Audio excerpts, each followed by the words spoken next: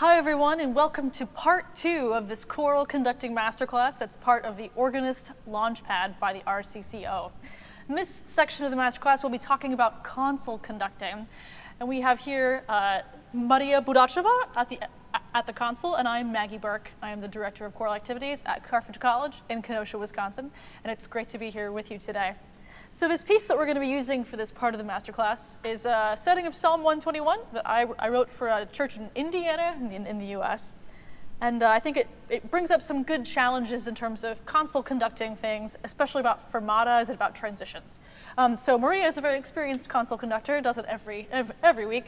And of course, our singers here are also very used to watching people's heads as their kind of beat impetus as well. So let's go from the top choir and let's give this piece a read. So thank you to Selah Music Publishing for allowing us the use of this piece for the session today. So Maria, take it away.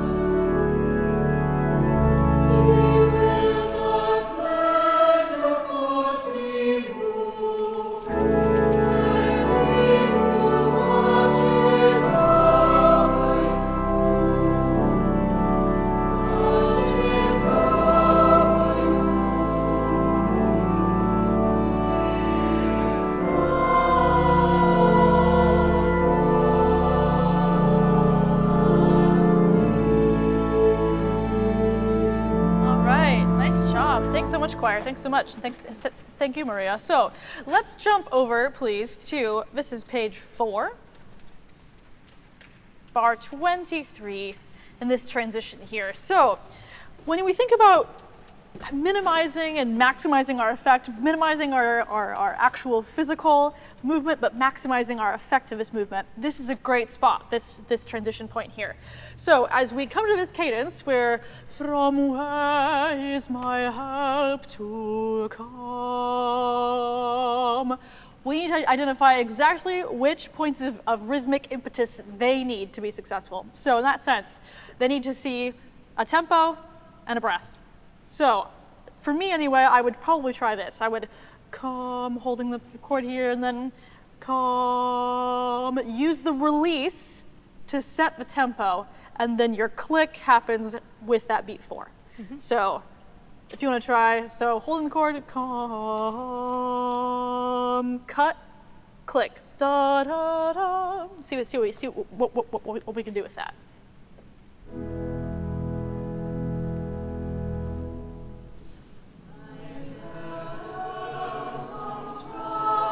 Yeah, exactly. Keeping it that dry gives them less to focus on and therefore less chances to misinterpret something that you may be giving them. Mm-hmm. Okay. Now, when we get into this here, I would say as you're doing this, try to focus on the flow versus like keeping them on your ship. Try to have them come to you a bit more and try that here. So I'll go back over here. Let's go from that, from where is my help, and let's get into it this time.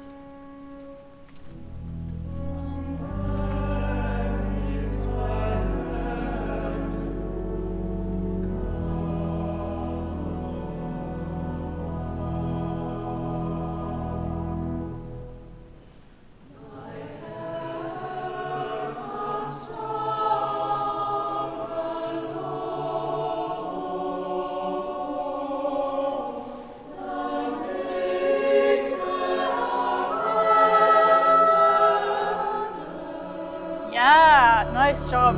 Nice job. That sounded really, really nice. One challenge I have for you. Yes. See if you can keep this hinge back here silent. It all has to come from your elbow. And see if you can do that without moving your back. Try the exact same thing again. It's going to feel like you're in a straitjacket, but just trust me for a second. Same spot.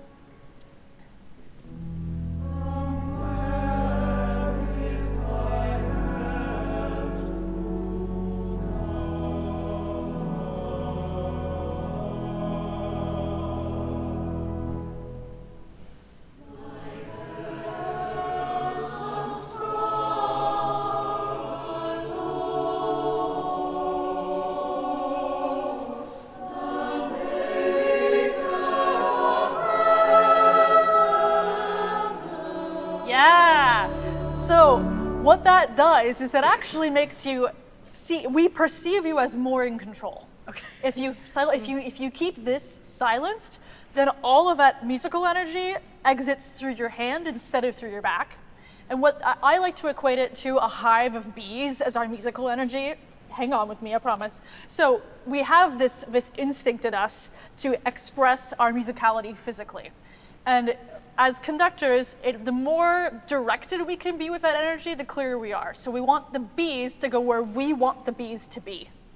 So if there are bees in your back, that means that's another source of musical information that they're taking from you. Whereas we want all of the bees to come out of your hands. I say this both to conductors who are seated and then of course standing. My bees tend to be in my knees. And so if I move like this, that's again taking musical power away from me, whether I'm standing or sitting. So keeping that hinge silent is really, really effective. Really, really nice. Great. Okay. Choir, can we start right where we left off at "He will not let your foot be moved," and go from there at that spot.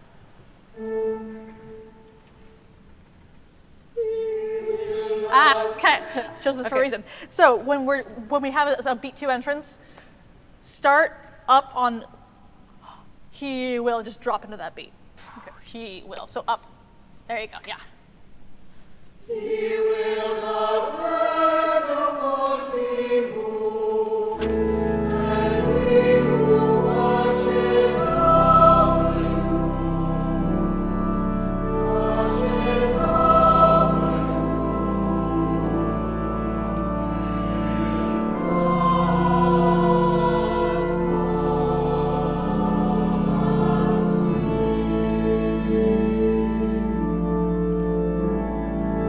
Great, we'll pause right there. Nice job, really nice, excellent. So this is, look at bar 45. That ending consonant on the word asleep is crucial. Otherwise it is asleep. And I think you can give them a bit more of especially because I think that note, I wrote it, so I'll say this, because I wrote it. I think I wrote it too short, because everyone always wants to hold it longer than it is. So if you could give da, da, schwack, because otherwise we're going to get asleep. On the first beat. 45. The next. Fall asleep. So we can get that consonant off there. And you can be like a nice crisp head nod to get the clarity of the consonant. Maybe you want to start, this is maybe back to that same spot. He will not let. And again, think about dropping into the beat. Boom, he will. He will not let your foot be moved, and he who watches over you, watches over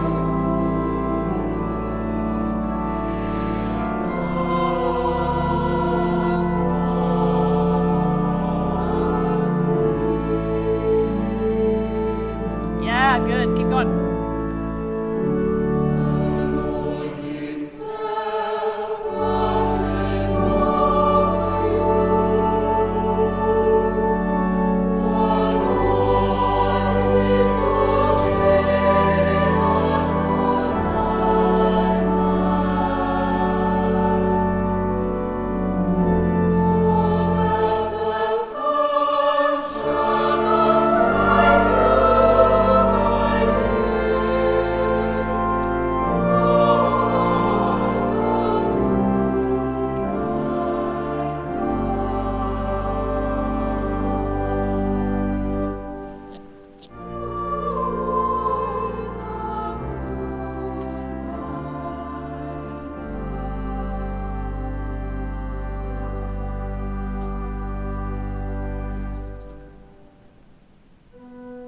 Great. Pause right there. Nice job. Nice job. Really nice.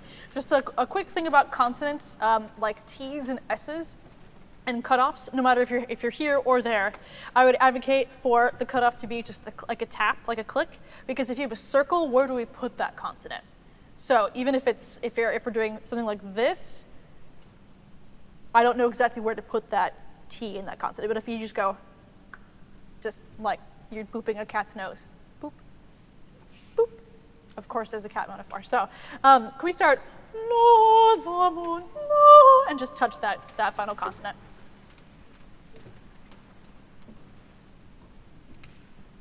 The second time? Yeah, the soprano alto one.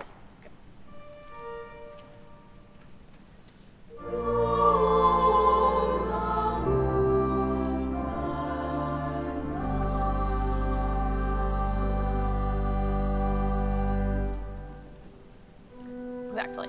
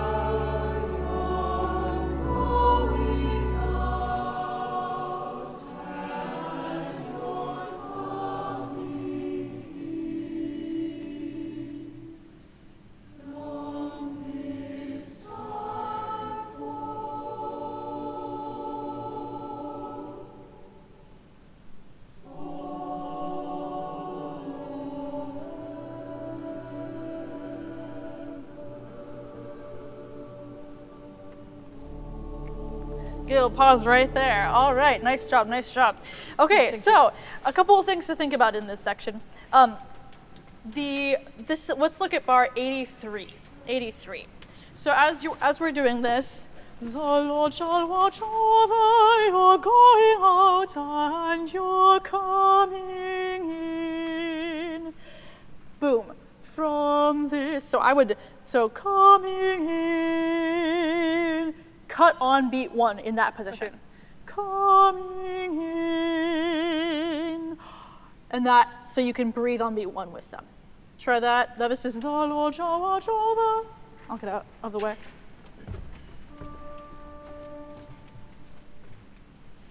The Lord shall watch over.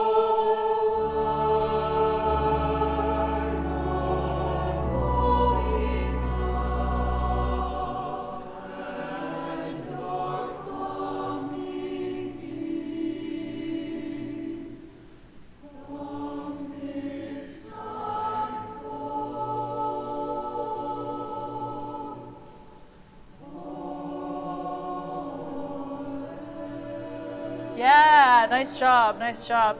That's the idea. So we want to have that breath on beat 1 in this moment. Coming in from this time forth.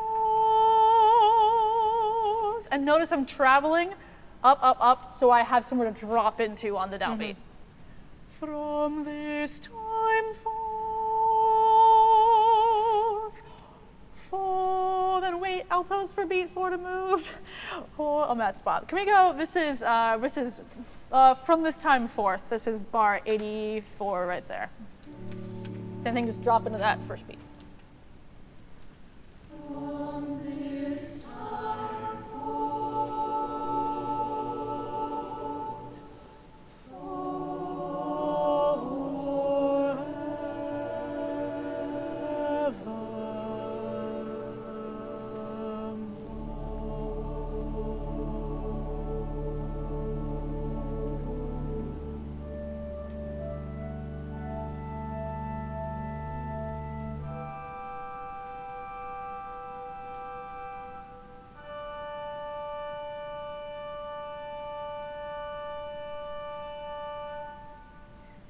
And then the light disappears over the mountains as you see the bird flying away.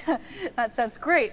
So, to kind of summarize some things, I chose this because of, again, these fermatas and these kind of rubato moments, knowing how to tell what the choir needs. And again, they need a breath, but before they need a breath, they need a tempo. So we have instance, for this time forth. The act of dropping down into that downbeat helps set them up for success. From this time forth, traveling up and 1, 4, which again, this would be a problem whether if I was here or if I was there, but because you have that added challenge of turning around and having that whole thing, it makes it, even if you can be clear with that downbeat, really, really helpful. And the other thing to kind of summarize this too, we all have musical bees in our bodies, and channeling those bees exactly where we want them to go instead of letting them get out all these other places, whether it's a back hinge when you're accompanying from the console, or whether it's your tippy toes when you're standing up. If you can think about where those musical bees are and channel them into exactly the hand or the eye contact or whatever it is where you want them to go, you will find lots of clear musical success in that. And with that, I wanted to say thank you so much for joining us in this Organist Launchpad choral conducting masterclass. I want to thank our choir here with us today, and of course, thank you to Maria for playing. And it's been so great to have you all joining us here in Montreal, and we wish you all the best in your playing and conducting endeavors. Thank you.